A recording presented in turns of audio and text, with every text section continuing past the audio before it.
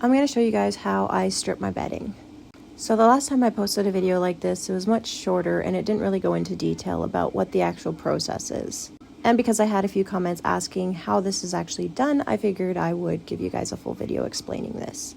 So I usually do this about 1 to 2 times a month because our dogs sleep in bed with us and we have a cat as well, and I bring home horsehair and who knows what else from work. So I usually do this 1 to 2 times a month, and it starts out, you just strip all the bedding off of your bed, and I like to start filling up my tub with cold water because that's what's going to get the stains out the best, and then I just sprinkle in some oxy to really help get those whites back to being white.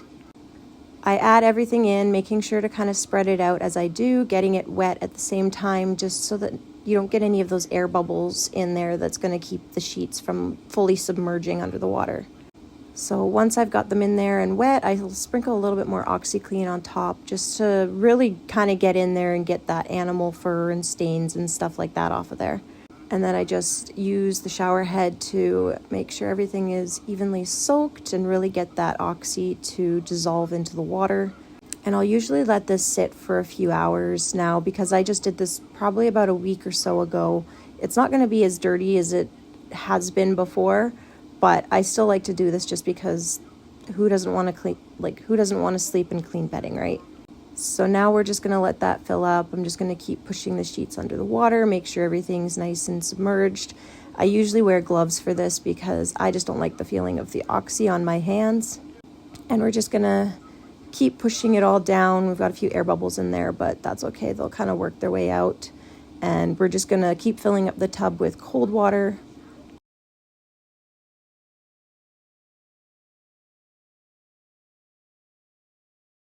And I really like to get in there with the shower head just to make sure that even if the top's not under the water, it's still wet. And then we're just going to let that sit now for a few hours and we'll come back and check on it later.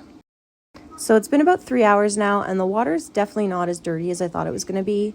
But like I said, I did just do this a week or so ago. So now that it's done soaking, we're just going to wring it out. And this is when I'll bring it to the laundry room. And then in the washer, I'll do a deep fill and I'll actually let it soak for another hour at least with more oxy, just to kind of give it that final really thorough wash through.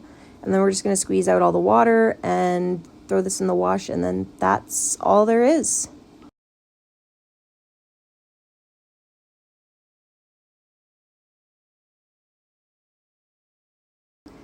But yeah, I'd say this time it wasn't so bad. Still a little murky in there, but you can see all the hair and stuff that came off with it, so definitely worthwhile.